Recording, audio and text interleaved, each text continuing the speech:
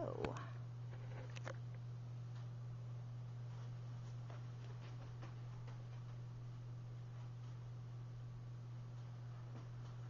Hello. Hi, how are you today? I'm great. Paul, I'm Tracey. Tracey, nice to meet you. Yeah, pleased to meet you too, man. So, I'm really pleased that you decided to come and see me today. Thanks for taking the time to see me. I appreciate it. Yeah. I just need to go over just a couple things since this is your first time with me. It's just something that I have to do. Regarding confidentiality, so letting you know that what we talk about right now in this session, it stays in the session. The only exception would be if you talk about something that would make me believe that would be harmful to yourself or others, then I'd have to, let someone know about that. But otherwise, just feel comfortable and. Great, thank you. Yeah, you bet. So, is there any questions you have of me before we begin? No questions. Like I said, I just appreciate you taking the time to see me today. Great. Well, likewise. So, what brings you today? I've just been having a tough time. There's a lot going on in my life right now. Working. I dropped down to part-time this year, but still it's 4 hours a day and working with middle schoolers. So it's that a lot of stress and it provides a high level of just attention when you're at work, right? It feels like I've worked 10 hours after dealing with them. It's like constant bombardment of your senses. And then I'm going to school. I'm in a master's program at Northwest Christian for school counseling, which I really love. And then I also do a few other weekend programs, and I'm also always looking at applying for other jobs. So I feel like I just got a lot of stuff always kind of going, right? And so that's just I guess it's not really. I don't feel like I need time management because I feel like I manage my time pretty well. But I also just got another job this summer. I'll be working at a camp called Rotary Youth Leadership Association, and I'm the head counselor, right? So essentially it means I just have to hire all the other counselors, which is fun and I enjoy it, but all of a sudden now I'm realizing how hard it is to get a hold of people. Right, because we're all spread across the state, and you want to offer it to all the returning counselors first, and then it's like, well, I have someone on Facebook. Some people's numbers have changed. Right, it's like they call me back while I'm in a movie. I try to call them back and leave. It's like that constant game of phone tag and are you going to make it? And trying to get people to commit. So it's so far out to it's in June is the camp. And a lot of people don't know yet if they're going to be able to get those days off or what might come up. So, what I'm hearing is, sounds like you have a lot going on. You've got a job. You say you have a part-time job. Yes. In Springfield. What school are you working at? I work at Hamlin Middle School, actually, right down the road from here. Yeah, we're on 5th and Q. How long have you worked there? 3 years now. I love it. It's kind of what guided me to this counseling program that I'm in. It's because I just really enjoyed being there with the middle schoolers and the connections we can make when you're not in maybe a stricter classroom setting where you're trying to always standards and tests and so the interaction with the kids at Hamlin's made me think I want to explore that route. So yeah. And you do that part-time, you say? What time are you? Yeah, so actually it's a pretty cush job actually because I'm doing my student teaching right now too at Hamlin. And so, which is really great because I'm in an 8th grade history classroom, and so I know all the kids we all started the same year. I started 3 years, so they were 6th graders when I started, and we've got to grow up with them through Hamlin, right? So they already know me. They know that I know what's expected of them. That thing where it's not the instant let's test Mr. Griffith and see what we can and cannot get away with. They already kind of know. So we'll see. It'll be a different, I'm sure, when we start counseling practicums at a different school, because I would like a different school experience, and that'll be kind of fun to get back into. But I want to do that. I do that from 11. I don't know where till 11. That's kind of nice. Okay, so you have the morning. I do have the mornings, and I'm not very productive in the mornings. Uh-oh. Well, maybe that's what we need to talk about. Right.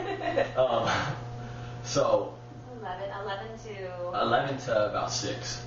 So 11 to 2 or 11 to 1:30 is my student teaching. Okay. And then I have about 1:30 to 2 as a break, right, where I'm not getting paid. And then I start my job at 2. I go 2 to 6. 2 to 6. So, and because I run the after school programs, and so, which is a blast, and I love it. And we got some really good stuff going on. There's just this month we're starting a Lego robotics program with the kids. It's I look at my job sometimes and I think, God, if they could pay me more for this, right? I do it forever. It's like I'm sitting here, I get paid to take Lego robotics stuff home. It's like professional development. Like, hey, build some robots this weekend, and we'll give you 5 hours of pay time. It's like, okay, sure, why not? It's like, I have all these books on my desk of like how to make paper airplanes, all this cool sciencey engineering stuff that I don't feel like anyone ever grows out of. Lincoln Logs, Marbles, all that sort of stuff where you're just like, I can still pick up the Lincoln Logs, and all of a sudden next thing I know I'm building this house with a garage, and the kids are like into it too, and it's like, oh man, I'm a professional Lincoln Log builder. Wow. I'm at work. So it doesn't sound like your job itself is stressful. No, it's just while you're there, it's just so much. I don't know if you have kids or I have a child. Right. One 3-year-old. 3-year-old, right? So you know how much, no matter how much fun it is, it's still just the attention that they need, and that you're just constantly giving all your energy to them. Oh, yes. You know, like, I really care about this backwards basketball shot you're going to take. I'm going to drop everything I'm doing and watch it happen. You know, like always that constant level of support and engagement. And I mean, if you have a 3-year-old, you know that it's like at the end of the day, you feel like you got hit by a truck sometimes. Yeah, like, you're just could be a good day, but. Well, it sounds like you are really good at what you do, and so. Well, I like to hope I am. Kids seem to like me. We have about 45 kids that come back every day, so. Wow, and your relationship with them is pretty solid? Mm-hmm. Yeah, it's interesting the relationship I get to have with them, because we're staffed by Willamette Lane. Mm-hmm. So I'm a Springfield School District employee. I manage the site, but our classes are run. We have a site team that stay the same way here, and they're the teachers, right? They run the classes, the Lego robotics class, or the whatever class, the teen chefs, the cooking, whatever, right?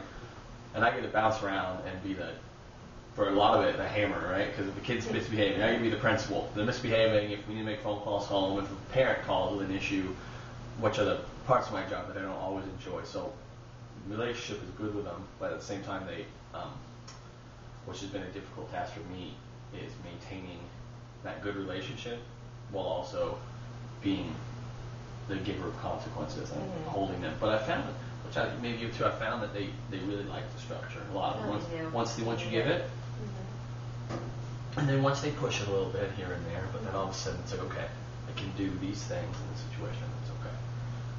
So if I'm hearing it right, you like your job, and you like your student teaching. Yes, I kind of. Well, I don't like the classroom so much. It's not my thing. And we have a really rough classroom. So the woman, it's her last year, and she brought me on as her student teacher. So last year, and I love Joanne, and we worked together before, and she brought me on because she has a really tough classroom. It was like, Paul would be great in here, plus I could use extra help. And she does that. I was like, oh, I knew. I looked at her roster, and I knew him, and I said, oh, good gravy. But it's been a rough ride, and I am mildly apprehensive now about when it comes time for me to student teach. Like, they're so disrespectful. Some of them are. Well, classroom management, that's a big thing. And you and Joanne, this teacher, have a good relationship. So that's a bonus. It's definitely a bonus. And I won't be teaching until March. So. Okay, but you have a set classroom management behavior plan kind of thing? Yes, so I'll probably, and I'll use whatever Joanne uses, what she's been using, which I've been observing.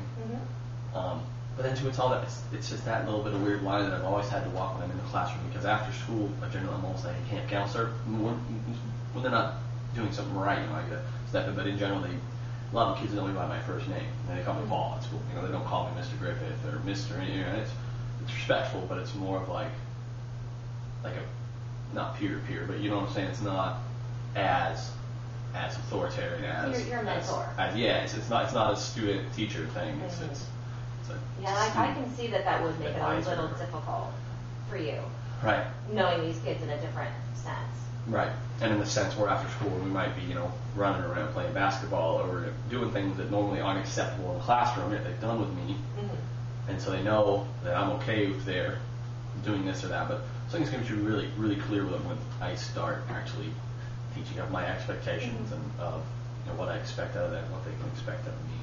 So exactly, and that's what I was just thinking.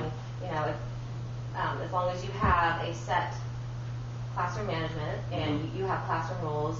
I actually was a teacher for about 8 years, and I found that my special ed director recommended that I have my classroom rules posted so the kids can see it. And actually, what I found out that helped too is to have the kids help me make the classroom rules. That's a good one. I've heard that one about kind of like almost like a bill of rights or student rights or expectations of what we can expect out of other students, out of you, and out of the teacher. So exactly. That's something I definitely think will, because the first day of the student teaching, it's an assessment day anyway. We give like a pre-assessment, which isn't going to take the full class period anyway. So I think that first day will be good to give out like a parent letter to send home, introduce myself. Maybe we'll do the expectations first, the new set of expectations, post them up in the classroom somewhere new for them to see. Like, okay, I know you guys have been over this, but we're doing it again, and then parent letter, and then do that assessment on that first day, because I think that might be a good day to start hard, like, okay. Yeah, you need to. This is it. And two, I don't like the whole process of writing referrals or sending kids outright, because I prefer to, if there's a problem happening, be able to talk to the kid and deal with it, figure out why. Not just send you to the principal, not just send you down to the office in the detention room because you're coming in consistently late to class. Like, I'd like to figure out what there's a lot of times it sees. I mean, I see these teachers, there's no time for them to do that. Student comes in 5 days in a row late. It's like, they don't have time to ask the student, why are you late? Where have you been? Maybe they're coming in late to school every day because their mom car. Who knows, right? But if the teachers don't have that time, it's kind of like they're so busy with making sure they have these tests now, these host tests, these standardized tests. And I'm like, man, there's a lot. Yeah, it is a lot. Which I'm happy that I chose a different route. I mean, you've done some teaching, and that's impressive, but not my route. Well, so it sounds like classroom expectations is going to be the first thing. Yeah. And I believe me, that is going to help hugely. Really? When you're in a classroom, and just letting the kids help too. And it's amazing. What I found is the kids are a lot harder on themselves than I would be on them. They are. I love it when I tell a kid, like, what do you think the punishment should be for this? And like, I should be expelled from the zone, which is what we call our school process. Like, well, how about you take tomorrow off? And you come back on Thursday. I don't think about it. I don't think you're expelled, but it's like something that's so funny. It's like, yeah, man, they locked them up for years. So you obviously understand that what you're doing is wrong, or that these are the expectations. Well, and you're right too. Like, as far as the structure goes, they really do thrive on structure in middle school, especially. They need it. Controlled chaos. Even though they might not seem like they really want it or care about it, right. they really do thrive on it. So I think that's huge. Yeah. So I think that's a very good step. That'll alleviate some of the stress. Hopefully, yeah. It's not have to deal with the behaviors down the road if we can set clear expectations at the beginning. I already have a couple of students who I know, they're just don't do well. They're the kids I want to talk to and be like, all right, what's going on here? And do you know their parents? I don't know their parents. Okay. That might be a couple of the kids I know their parents, and it's so funny when you see parents outside of the school with their kid, like at Safeway, and he's so respectful, and he calls you Mr. Griffith, and he's like a meek little, and you're like, oh, buddy, at school, you're like a rat in a cage sprinting around with that. Well, I can already tell in talking to you, you have a very good rapport with me, and I can imagine that you have a really good rapport with your kids, and that is huge. As long as you have that, that is like a great foundation for you to have. So we have that. We have that. Classroom expectations and your rapport. That's the biggest one on the horizon. Yeah, I think that.